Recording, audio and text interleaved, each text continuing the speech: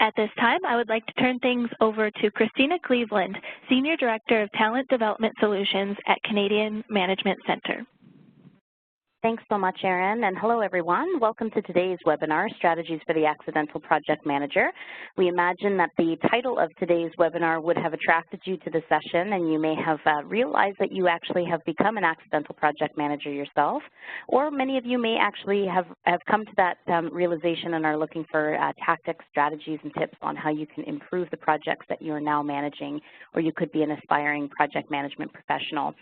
Either way, we know you're going to get some insights from today's session. So we will start to dive straight in. For those of you who are new to Canadian Management Centre, we are a national organization focused on preparing the next generation of leaders to thrive in tomorrow's marketplace.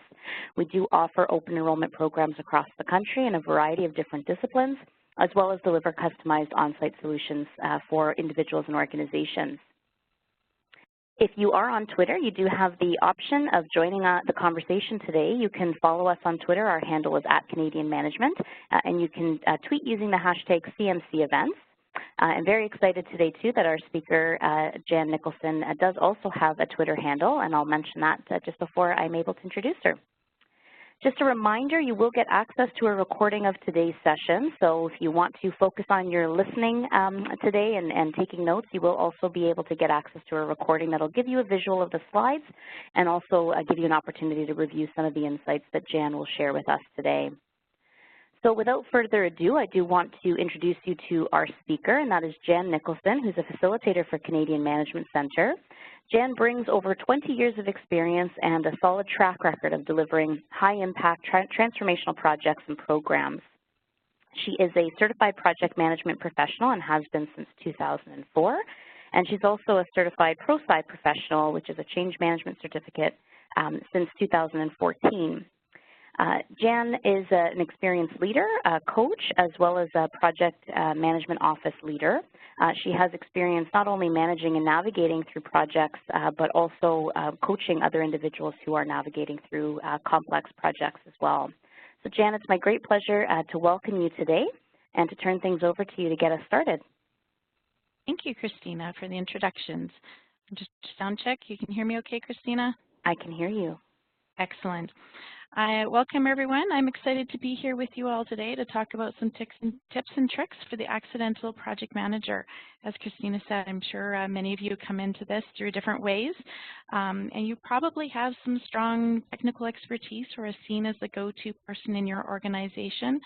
And often with that, we are recognized by our good efforts by being given more responsibility and often with the opportunity to manage a project as a developmental technique. Unfortunately, for many of us, that also means that we have to manage our day jobs at the same time, which doesn't come without its challenges. But the initiation in project management is such a great journey of being that accidental project manager to start with, because it allows us that growth opportunity that we don't always get. So we'll talk about some of the challenges here today, but please remember as we go through it, some of the great opportunities that this comes with it as well. You know, you're probably one day minding your own business, managing your own operations work, and you get tapped on the shoulder and saying, you know, great, you're doing such a great job, we want to give you more responsibility and try and manage this project, which is a fantastic opportunity for us all. But in order to execute on these projects, we need to make sure that we focus on the right things and that we're using a structured technique to be able to manage those projects. So we'll talk through some of those things here today. We don't want you to feel overwhelmed or feel fearful of failure by managing multiple balls in the air, as the case may be. So being an accidental project manager is very challenging, and having multiple balls in the air at the same time. We'd like to hear from you, first of all, what challenges that you're currently facing in our first poll here today. So we'll have our moderator open up our first poll. And the first question to you is, what are some of those key challenges that you face currently? Let's hear from you. If you can update the chat window there. Just a reminder, the poll will open on the right-hand side of your screen. You'll see the question posted there, as well as 3 options for you to select from. So just review the options, select the option that's most relevant to you, and then click on the Submit button. So our options in terms of the challenges that you face as an accidental project manager are capacity, feeling overwhelmed and trying to carry out projects in addition to other responsibilities, as Jan mentioned. Project methodology, so perhaps you're unclear about the best process to manage some of your projects. And then the last one links into people and the responsibility associated in managing projects and having to influence others, perhaps without formal authority over those individuals. And sometimes we might have formal authority and we may still run into some challenges.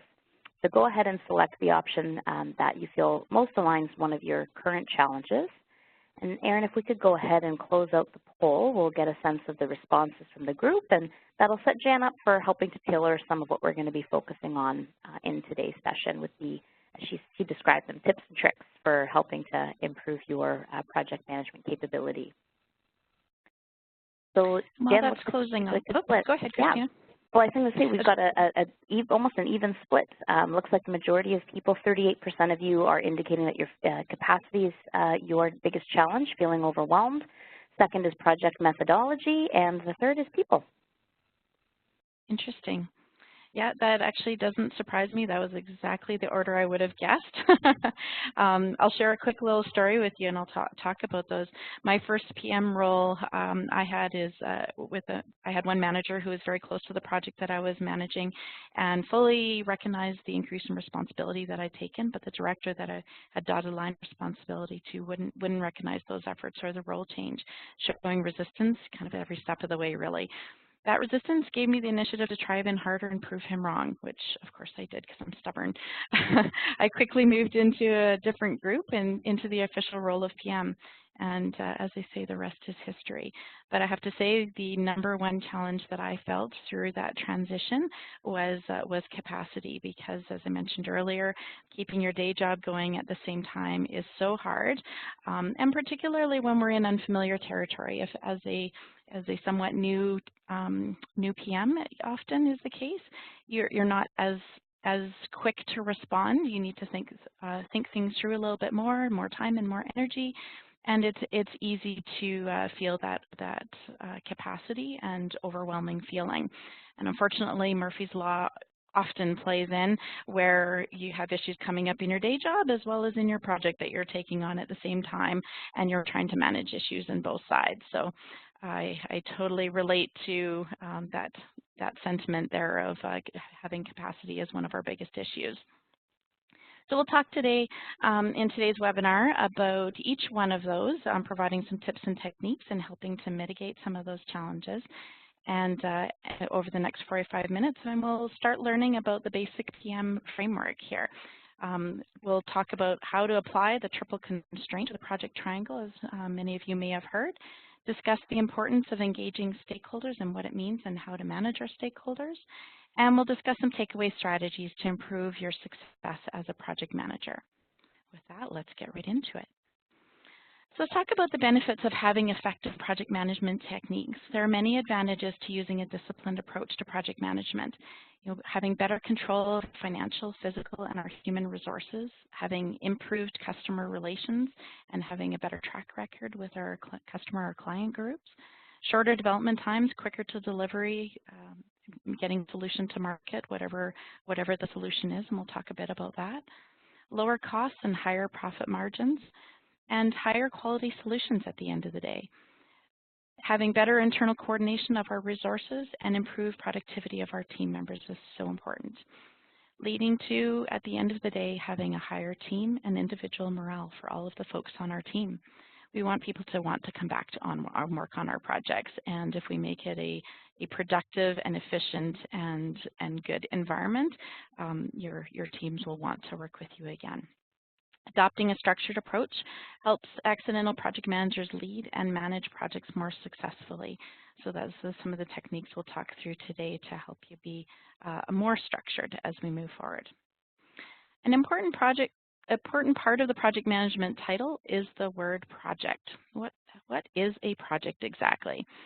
It is a temporary endeavor undertaken to create a unique product, service, or result. The key is that projects are temporary in nature and are unique. The outcome could be a product, a service, or a result, and is referred to as deliverables. Projects are time-bound. They have an end. So if you're having a hard time defining what the end of the project looks like, it might not be a project. So keep that in mind. A project is different than a program. A program is the collection of interrelated projects managed together to gain efficiencies which are not possible by managing projects separately or as a single large project. So please keep that in mind. So again, we'll move to our chat window here. Can you share with us the types of projects that you all on the call are involved with? Let's get a sense of the kind of projects you're involved in. That's great. So everyone, just a reminder, the chat panel is on the right-hand side of your screen. If you look up at the top, you'll see icons that will indicate participants chat, Q&A, and polling. So select the chat panel. Please submit your response to all panelists so that both Jen and I have an opportunity to observe the comments that are coming in. And you know, Jen, one of the things that you mentioned in terms of some of the importance of having effective ways of managing projects is to make sure that people want to come back and work on your projects. And I think, you know, one point of clarification for those of you participating today is, you know, you mentioned capacity as a difficulty and challenge for you, and often the stakeholders that you're working with are also involved in work that is above and beyond their day-to-day responsibilities. So they may be sharing in that stress of capacity that you are. It looks like in the chat panel, Jan, we've got a number of different diverse options for types of projects. So some people indicating Six Sigma projects, compliance training, department cross-training, IT projects or implementations in their organization. So quite a variety. Communication projects being mentioned. You're all coming in fast and furious. This is great. Training sessions, research projects, new software tool implementations. So quite a variety of projects that seem to be coming in. Excellent. No, that's thank you all for sharing that. It's great to see the different kinds of projects for all of us. You know, other ones that I don't think I've seen quite yet are construction projects as well, like building or renovating a house or a building. It can even be a marketing or a promotional campaign or a recruitment drive. Those all have a finite deliverables and a finite end, and that's where it's important to kind of think of it differently. Some of mine, just to share where my history is, standing up a new cybersecurity practice, a new centralized payroll service. I've launched new systems from student registration systems to travel booking systems way back in the day before that was a thing, gas management systems as well. Also, for a little bit of a different bend is running proof of concept. So there's often ways of trying out small portions of projects before as a precursor to launching a full-blown project. And I did that for a mobile workforce project, which is really fascinating. So just to give you a sense of kind of my history there. So these are all temporary in nature, all the projects that we're seeing flashing by here, which is fantastic, and are related to delivering a product, a service, or a result. So keep that in mind as we move forward. So let's now talk about the project triangle. This is, hopefully many of you have seen this already, and if you haven't seen it drawn, you've definitely felt it, I'm sure, if you're in that role as an accidental project manager already. Regardless of time, place, or culture, the dominant characteristics of a project are these three things. You have your time or schedule, which is when the deliverables and the project will be delivered, usually stated in weeks, months, or years, depending on how big it is. You have your cost or your budget, which is your cost of your resources, your activities, your technology, and your people. This is the budget that we have available to us to deliver the project within. And then you have your scope. This is what the project is designed to achieve. It's your deliverables, it's what changes in behavior or processes you're expecting to see, the physical infrastructure that has to be put in place, the technology that has to be put in place. Think of scope or deliverables, I think of it as interim and final deliverables as well. Your interim deliverables are those that are necessary in order to get to those final deliverables that our clients or customers see. So for instance, a communication strategy isn't a deliverable out to our clients or our customers, but it's something that we have to produce in order to understand how we're going to communicate with our stakeholders, which we'll talk more about in a little bit here. So these are often referred to as the triple constraints of a project, another word for it, the project triangle or triple constraint. A constraint is anything that limits our flexibility when managing a project. All projects include all three sides of the triangle. If you don't have a third one, there's probably some missing information there. You really need to have all three sides in place. If a scope is increased or decreased, it impacts your time or your cost. This is where all three sides are at play. It's really important to know which side of the triangle is the most fixed early in the project. So having some time with your sponsor to understand what is the most important one is a great discussion to start off with in the early days with your sponsor. So for instance, if cost is absolutely fixed with zero flexibility, and when there's a scope change inevitably later in the project, there's really no point in suggesting adding money to solve the problem. We need to go back and find other ways to solve the problem. It is the project manager's role to bring those three constraints back into balance by understanding and adjusting for the inevitable changes throughout the project. So the official definition of the constraint is stated here: the state, quality, or sense of being restricted to a given course of action.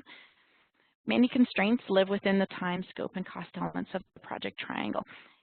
If one constraint of the triangle is overpowering the others, it will cause that triangle to become skewed and can derail your end objectives. Let's talk about how it can become skewed. So if anyone's ever done a home renovation or something similar, you've likely experienced your project triangle being skewed. As an example, you hire a contractor to install a new shower into your bathroom, which you think is a pretty straightforward thing. You have set a budget based on the cost of the new shower and the labor estimate you receive from the contractor. The work gets started, and within a few hours, inevitably, the contractor says there's a change. The tub won't fit in the space that you will have and you will have to widen the bathroom. Not pleased with this news, you ask, what other options are there? There's got to be other options. How about getting a smaller shower unit? No, the smaller shower units are now discontinued. So take this example, in order to proceed with the work, we need to change our scope. We need to knock out a wall, change part of the flooring, refit the space around this new tub, including new paint and new flooring. This is a great example of the scope of the project creeping outside of what was originally agreed to. By expanding the scope of the project, you are also skewing the cost of the project due to the new outfitting requirements, putting the project over budget. Secondly, because the additional construction work is required, you'll likely be going over your time and when you plan to get this project done. Our role as project managers is to ensure that we balance out those three constraints, and that in order to have a successful outcome and manage the expectations of our stakeholders. The kind of response you're working towards in terms of managing that triple constraint is something to the effect of, yes, we can manage that scope change, but here is the impact to your budget and schedule that we need to be aware of. So understanding what those impacts are to the other two sides and making adjustments to expectations is really the key of managing the three sides of that triple constraint. Now let's turn our attention over for our second poll to a project that you're overseeing. So think about a constraint which you are constrained the most by in your current project: time, cost, or scope. Again, the option will open up on the right-hand side of your screen. Just select which one is your current constraint, and then just click on the Submit button so that responses can be tallied. So this triple constraint in the project triangle, Jan, I'm guessing for people who are new into project management, this is a great conversation to start to educate your sponsor on, or anybody who might not be as familiar with best practices in project management, so that you can share what can happen in terms of skewing the triangle. Is that right? Absolutely, and really, the sooner we admit that change is inevitably going to happen on our project, the better. I've never seen one yet that doesn't have a change, so we may as well accept that. So start having those early conversations with our sponsor around how we're going to handle those changes and where their sensitivity is most. Is it the time, is it the cost, or is it the scope? There's always different drivers, and understanding what those reasons are is so important to be able to help manage expectations of not only the sponsor, but everyone else on the project as we move forward. It's not uncommon to believe that all three constraints are at play, but make sure you spend some time and really try to understand which is the most driving one, because it will often help you uncover some risks attached to your project as well by understanding which is the most driving one. Great. So it looks like the results are in, Jen. The majority of those of us on the line today are constrained by time at 58%, 25% with scope, and 14% at cost. Interesting. So coming from Calgary, I'll share it's a lower economy here right now, a weak economy definitely, and other parts of the country here. Time is often one that is spoken of in a strong economy because it's a race for the first to get something to market. Think in the early 90s and the dot-com days where it wasn't having a fully completed solution, it was getting the idea out first and then building upon that, whereas that it's that race to market. But quite often, businesses are feeling that time constraint because of the pressures of others in their field, and they want to, whether or not you're in a dot-com days or not, there's still that competitive factor that we need to be able to be the most efficient, be the most cost-effective by getting some of these solutions in place to help us with that. I was surprised by. Sorry, Jen. I was going to say I was surprised by the time component too. So while you're sharing some insights on the results, perhaps those of you who are listening today can give us some context in the chat panel and let us know, what it is specifically related to time that's causing the impact. Yeah, that would be great. Scope is another interesting one, 25% there. Quite often if we're in somewhat of a partnership project, whether or not it's with a vendor or other parties, scope can be one that comes up as a constraint, just because then you're somewhat constrained by what the product or solution is that you're going with. Often if you're doing a proof of concept as well, it's confined by either time, cost, money. It's kind of time box, so that's one that would come up as a scope one as well. And I see that one as our second one, so some great responses there. That's great. So it looks like some responses are coming in to give us some context, and it looks like multiple projects that are on the go at the same time, which is creating a lack of resources and some other time management issues. So that's coming in from Ashley. Kristen's indicating they've got strong deadlines related to expectations and organizational timelines. In some other cases, Amanda's indicating it's difficult to get your subject matter experts to get their time in to complete the project. So it looks like it's the availability of resources, Jan. Yeah, environment I saw in there go by as well. Seasonal work definitely is a factor for sure. So that absolutely makes sense. The other one I saw a few related to is stakeholders, which we'll talk is a great lead-in for our next slides here.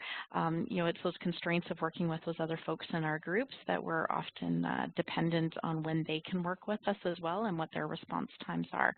So that was a great little lead-in there. So project stakeholders, let's talk about those folks that we have to have on all of our projects to help us be successful. They're often the ones that bring us the changes that impact being on time, on cost, and on scope in one way or another, either directly or indirectly. So let's talk about who our stakeholders are. They're really anyone who is working on or affected by the project indirectly and directly. And indirectly is the one we often forget. When I ask other folks who their stakeholders are, I almost always get the direct impact ones, and it's those indirect ones that I kind of poke at because there are often influencers out there that aren't necessarily direct stakeholders but still influence the success of our projects. So make sure we think about those indirect ones as well. There are folks that have a vested interest in the outcome of the project.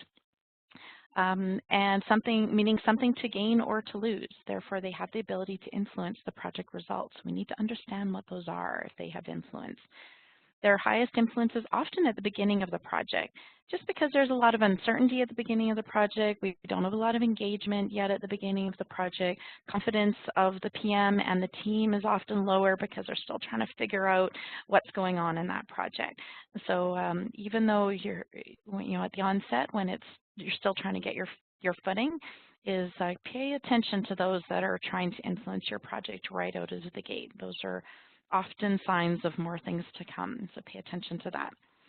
Getting alignment from stakeholders and their varying requirements is no easy task. It is something very deliberate. It does not happen by accident. If you leave it to intuition, I can tell you it won't work. However, it is so critical to the to the project success, and we need to make sure that we're taking those steps to really do our due diligence and understanding our stakeholders and how we're going to move forward with them. They will cause us delays in our projects. It'll cause indecision. It'll cause decisions not sticking as a result of that. So take that time to really take a few moments to assess your stakeholders early on, understand what our needs are, so that we know how to plan to engage them as we move forward. It'll allow us to better predict their actions and their reactions to the change as we move through the project. So let's move into the next one, identify some of the stakeholders that are on your project. Was there any that are not listed on that last picture that stand out for your projects in particular? Let's share that in the chat window. Okay, so I'll go ahead and put that last slide back up then, Jen, so that we can get some feedback. Awesome. Thank you. From people. So we're asking you to identify people who might not be on this chart. Looks like Danielle has indicated suppliers. So again, in the chat panel, just select your response to be sent to all panelists and click through send. Patricia's indicating human resources. Leonard says frontline personnel. Rob indicates production department. Sonia said municipal partners. Karen said IT staff. Another Karen said clinicians or medical clinicians. Looks like quite a variety here. IT and security showing up as well. Yeah, vendors is a great one. Other ones I haven't seen yet is other program or project managers that you may have some interdependencies with on other projects.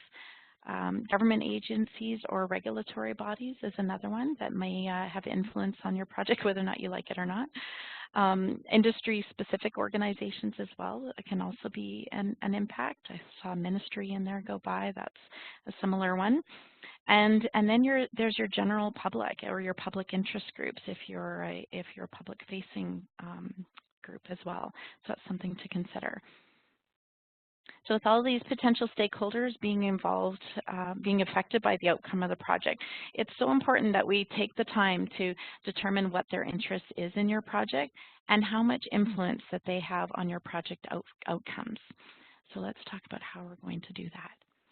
Once your stakeholders are identified, then take some time to analyze who they are, not just who they are, but also what they need. So what their interests on the project are. Are they of high interest or do they have low interest? Are they showing support? Are they ambivalent about the project? Which deliverables in particular are of the most interest? And that'll help us understand when to engage them if there's particular areas of the project that they're most involved in. What their level of involvement is currently, and what you need from them as well. You could have somebody that has a high level of involvement, but you don't actually think you need a high level of involvement from them. There's probably a disconnect there. So taking some time to understand what those differences are. And conversely, you think you need a high level of involvement and they think they need to provide a low level of involvement. Same issue. So take some time to understand that. Influence on the project success. How much power do they have? Again, directly or indirectly, so important. Just because they don't have the position or the title doesn't mean that they don't have influence. We all know those players in our organization that have those networks. So let's make sure we're looking at the indirect influences as well. And then how those folks like to be engaged, what their style preferences are. This will help us understand when to engage them, how often, and in what way. Is it email? Is it face-to-face? Is it group meetings? You need to start understanding what their style preferences are.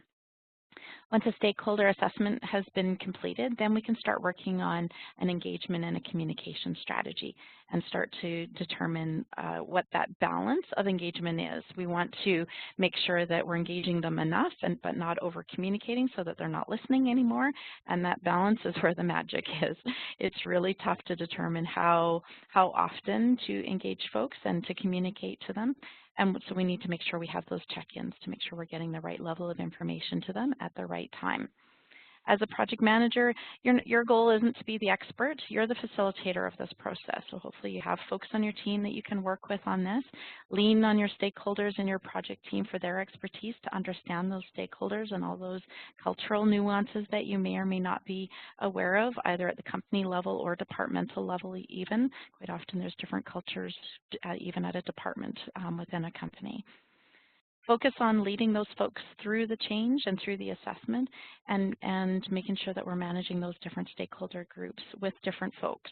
It's not just your job as the project manager to manage all the stakeholders. It's for you to engage the right people at the right time to make that engagement happen. So focus on who are the best people to deliver those messages and make those relationships, not only for the project, but then think about the long-term effect of the project as well. It might be really beneficial to hook up person A and person B who don't talk right now, because long-term they're going to have to work together. So start establishing those relationships earlier on. Our collaboration with our stakeholders is our key strategy to success. Make sure you keep an open perspective to hear what others need to say. Even if you don't agree with it, really stop and think and listen.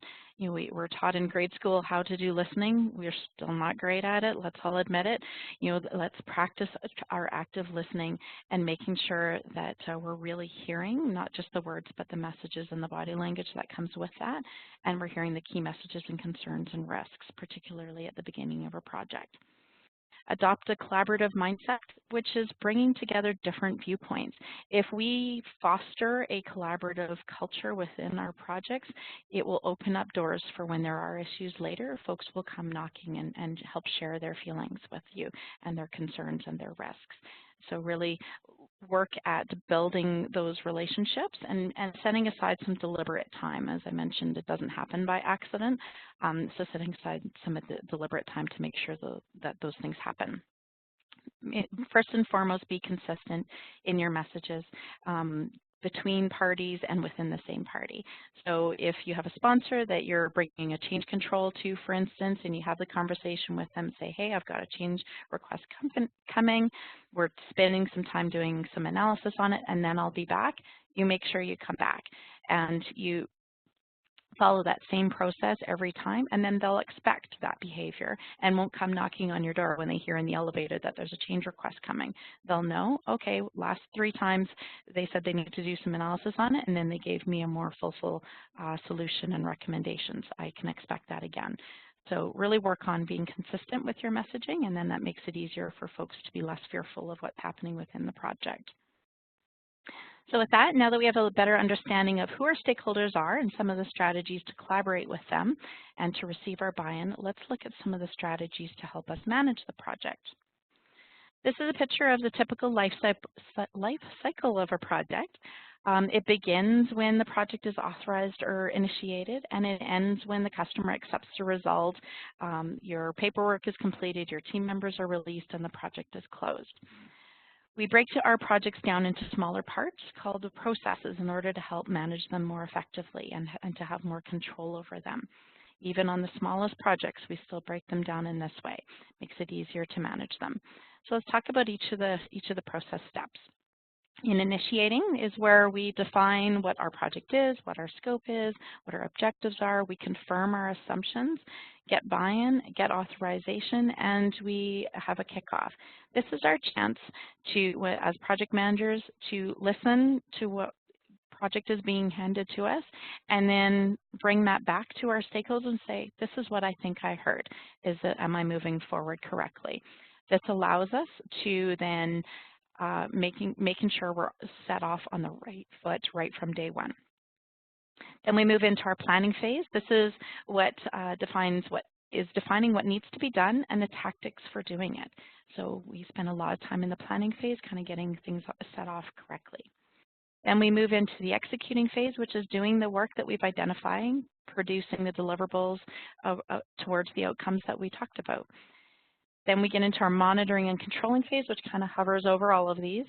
This is tracking the project, reviewing our progress, managing our risks and issues, and then taking corrective actions as we inevitably have the little changes along the way. And then we move into the closing phase.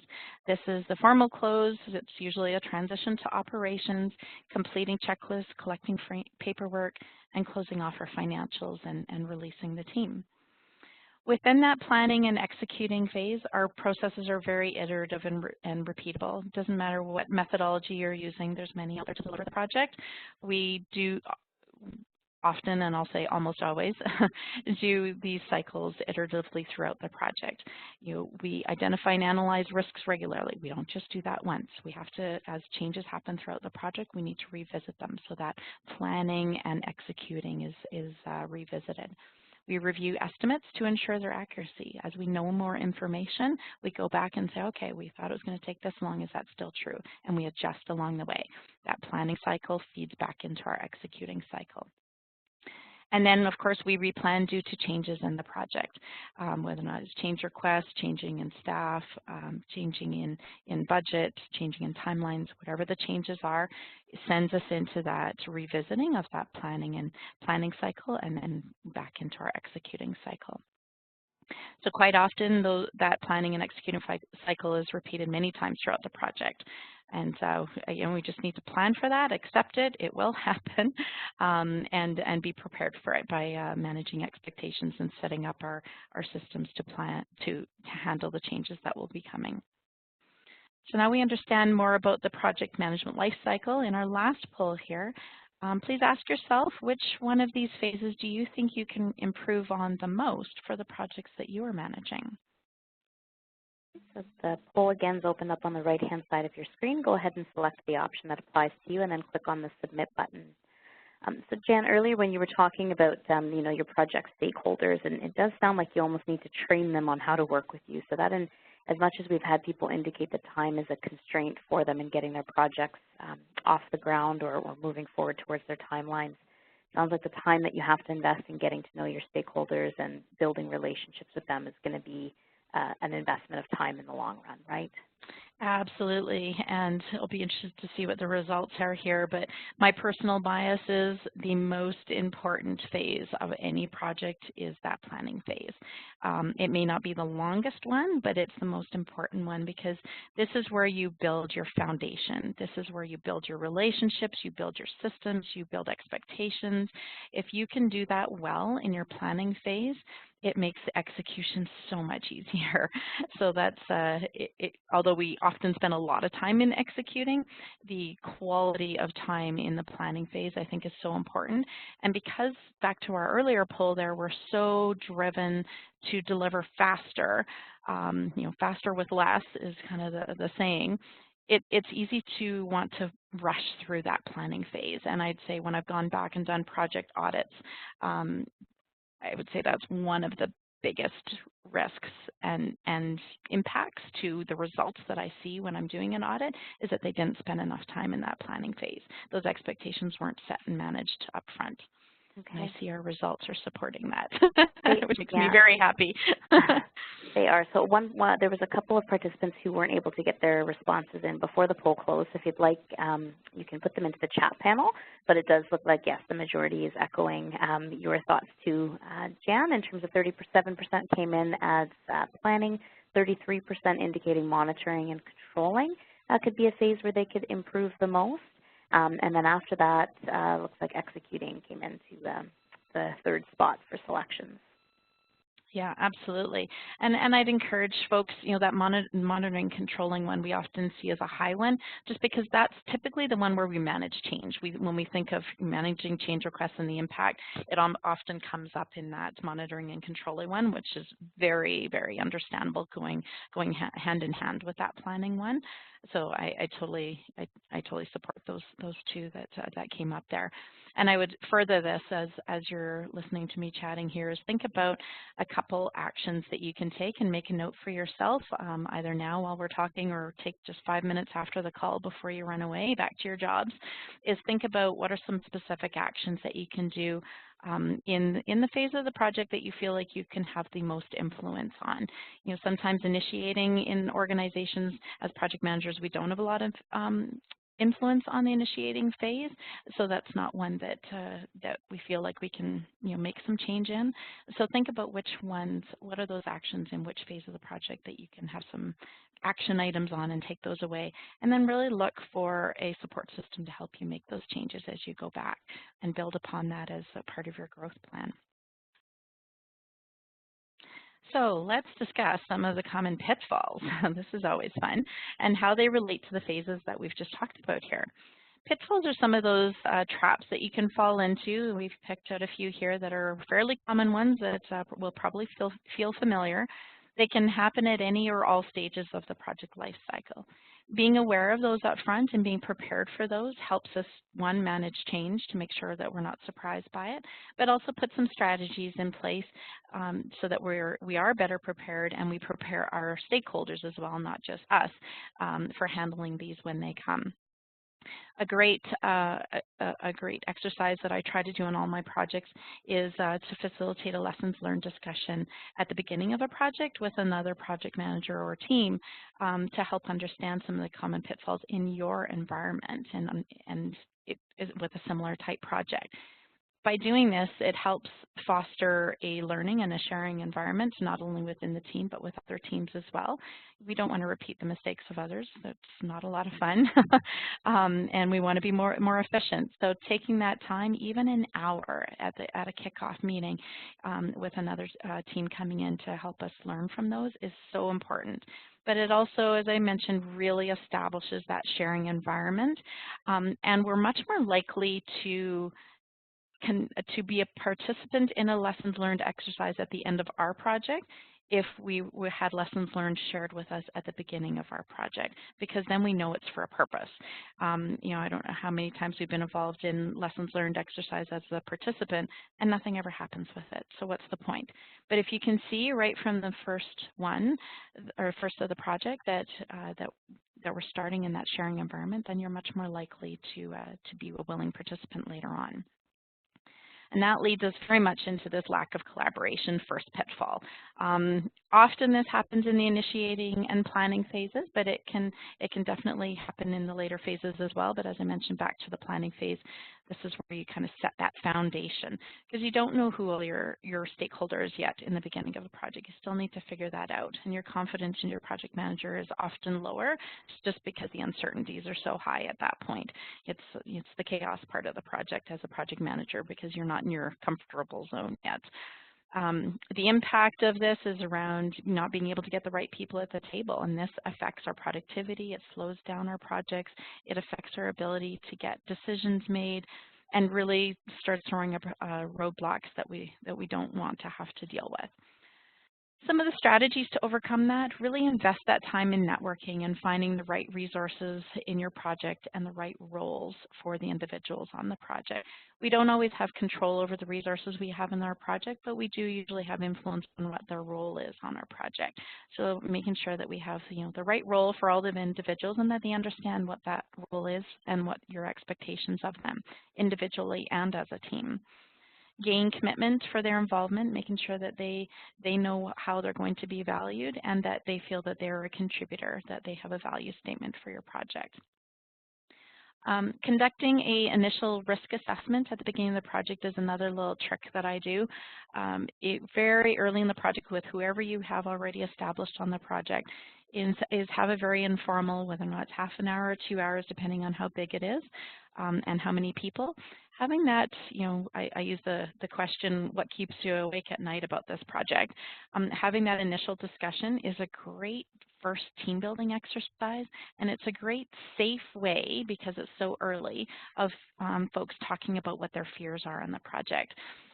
As a project manager, it's fascinating to sit back and see the angles and the perspectives that the different folks will bring to the table, because it'll give you a really good idea for where their sweet spot is throughout the project and how and where to engage them.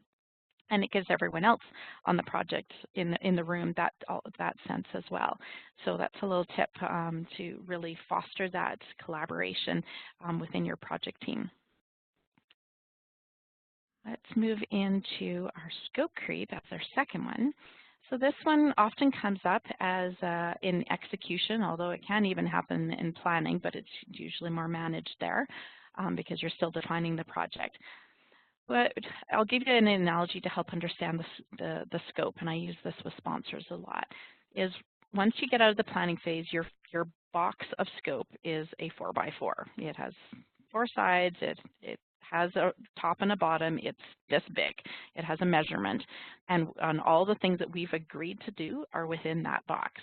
When someone comes with a new item, add this report, add this chair, infrastructure, that kind of thing, the box starts to expand. And what we try to do as part of our scope creep methods is to manage that size of the box. We can add something new into the box, but we either make the box bigger or we take something else out of the box. That's how we manage scope. If you don't, you have your skewed triangle. So if you kind of think of it very physically, for those of us who think physically like that and need a visual, that's how I like to think of our scope box. Is it's a physical box, and yes, by all means we can add something to it, but we need to understand that the sides are going to blow off the box if we keep adding more things into it. So think of that little analogy. By adding things into it, this will cause us delays, more money, more cost, and really dissatisfaction on the team as well. If we don't manage that box of scope well, you will lose respect as a project manager because the team will feel like you're not managing your stakeholders, and we never want to have that loss of faith and trust as the project manager. And obviously the sponsor will see that as well. So making sure that we don't have that dissatisfaction and churn, that we're actually managing the requests that come in. Outlining at the onset of the project what the project is and isn't really clearly is so important. So if it's not clear to you, it's probably not clear to someone else. I always have an in and an out of scope section, and the most important discussions come from the out of scope section. I ask the question, if you're asking somebody who's not directly involved in the project what's included, what would they assume is included isn't? And let's be clear about what those items are and clearly state that they are out of scope. So really spend some extra time on thinking about what those out of scope items are as well to help manage that expectation. Document your changes, ensure you've got your authorizations and that you've really gone through and understand the impacts to your project triangle of any changes that occur, and that you're communicating. There's nothing worse than somebody finding out months after the fact that a change was made on the project and it affected their work that they're doing, and it's just they didn't get communicated to about that change. So just making sure that everyone that needs to know about it knows about it and what the impacts are at all levels. When we're managing our changes as well, and you're going for approvals, making sure that you're providing alternatives. As I've had this discussion with directors and VPs, is there's nothing worse than someone bringing a change to you and there's only one option. They don't like feeling trapped. So as ridiculous as the other options might be, and as obvious as they might be that no, we can't possibly do that, we need to explore those other options and really be clear that we have explored other options and we didn't just go with option one. So when you're presenting those for approvals, making sure that you're providing some alternatives. Doesn't mean it doesn't come with a recommendation. Here's our three options. We definitely recommend number one for these reasons, because that's part of providing a solution, not a problem. But showing that you've done your due diligence and thought through other options as well is really important to gaining faith and buy-in from our stakeholders around us. Next one is around insufficient communication, and a little bit related to some of the topics that we've talked about. This often comes up in our monitoring and controlling phase, and even a little bit in the closing phase. It's nothing worse than the project that just abruptly ends, and there's no real, formal tie-up of loose ends, and left unfinished with unfinished business. We end up with redundant work if we're not doing really good communication. So making sure everyone understands what the implications of change are, what our plans are, what the next steps are, what some of the issues are that we're trying to manage, so that we understand the implications from all of the folks on our team. If we don't do that, we end up with frustration and disengaged team members, and quite often even conflict on our team, which is even worse, and that causes us other problems. And we get a lack of engagement from our stakeholders, both the close ones and the far ones as well. So setting up regular checkpoints throughout the project with the different stakeholder groups, this comes back to our stakeholder analysis that we talked about earlier, is how often is the amount of time that they need. Is it every week? Is it every day? Is it every month? Different folks need different amounts of information. Let's make sure they get the right amount of information at the right time. Work to understand and be aware of any communication loops. Are there any holes, any gaps that we're not addressing, and other folks that we need to bring into the conversation.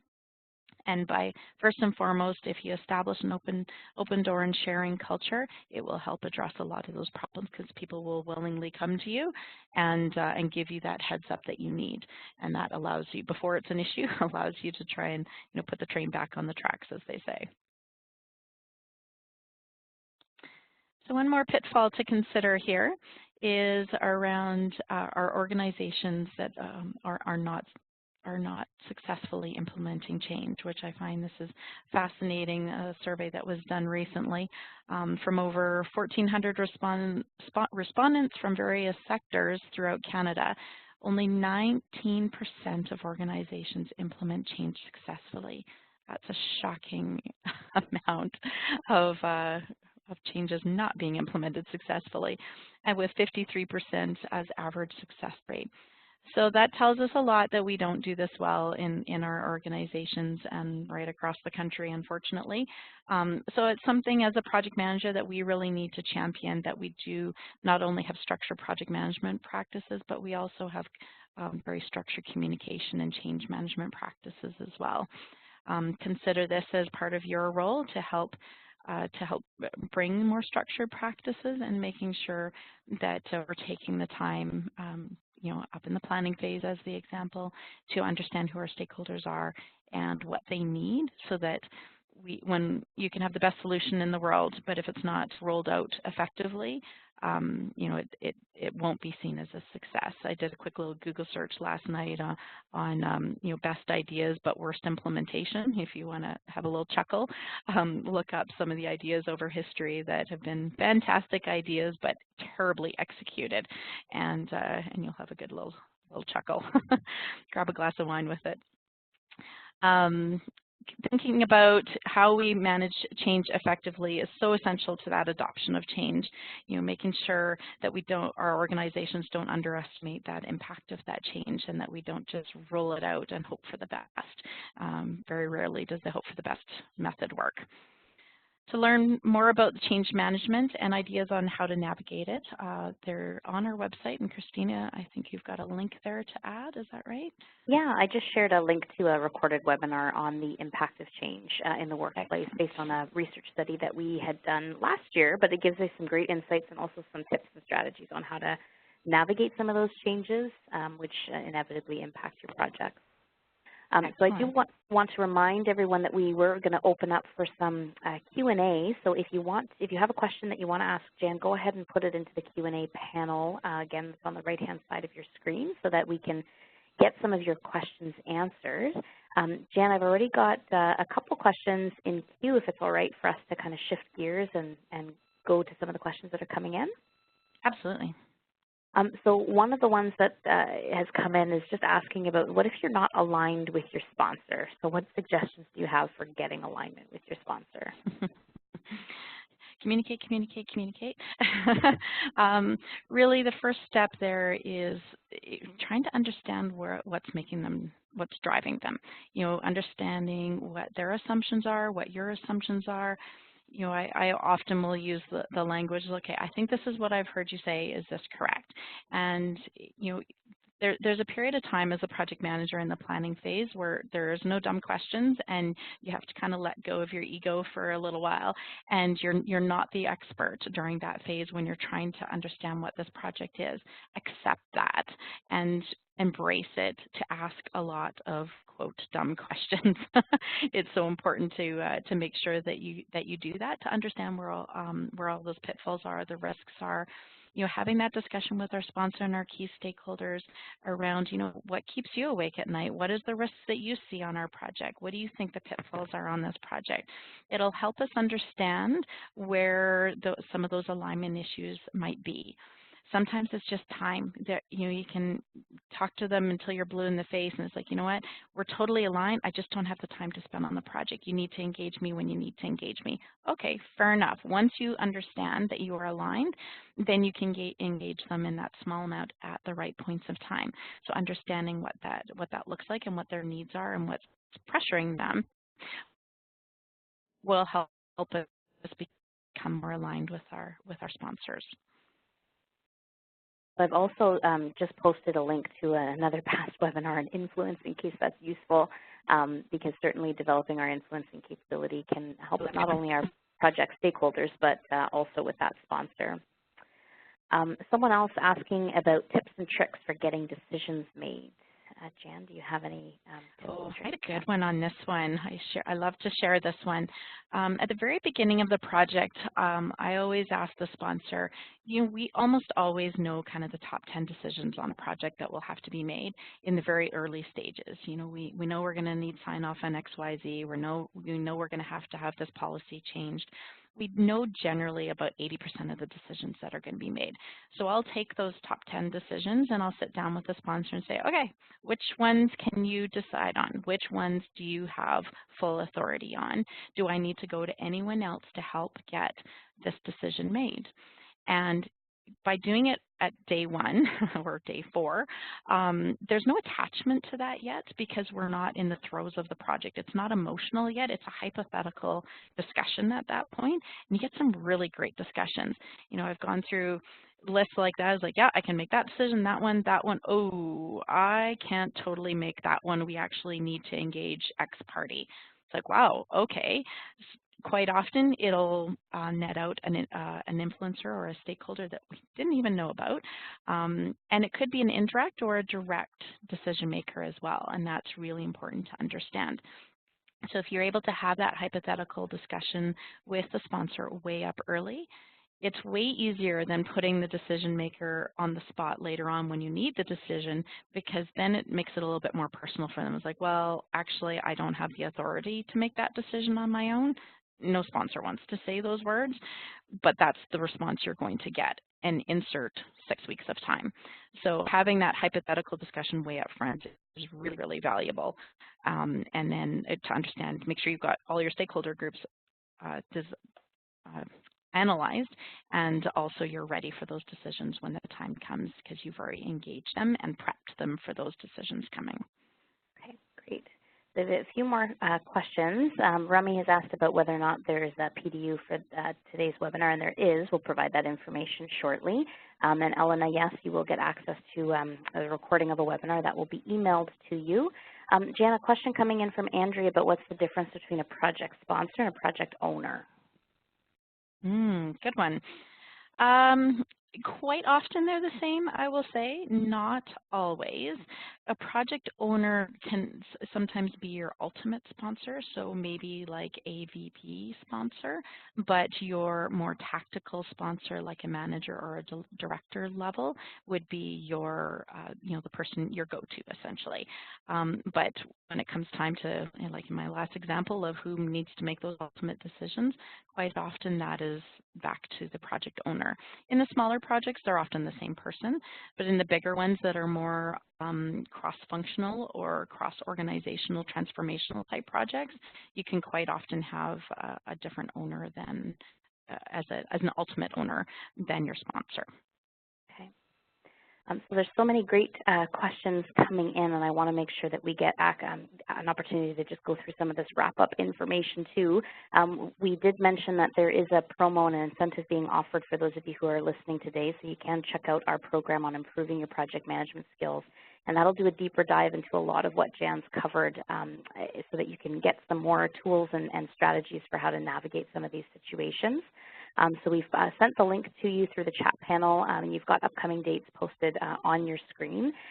Do also want to encourage you to check out our website as well, where you can get access to some free resources. So there are different articles and tools that are posted that could be useful to you, so go ahead and check that out. So that link has just come out to you. And for those of you who are looking for details on the PDU for attending today, they are posted on the screen right now. Our webinar topic next month is actually focused on being strategic in uncertain times. And I see that some of the questions that were coming in that we didn't get a chance to answer are kind of tied into some of the volatility and uncertainty in our workplace. We will be diving into that a little bit in our next webinar, which will be on December 12th, Being Strategic in Uncertain Times. So the link is posted in the chat panel so that you can access it. We do encourage you to check out our website at cncoutperform.com for additional information on the programs as well as the resources.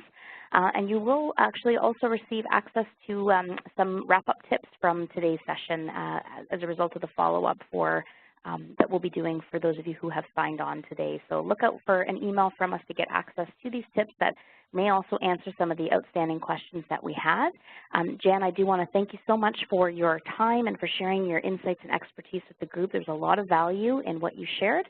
And thank you all for joining us today, and we'll look forward to seeing you on a future webinar. Thank you, everybody.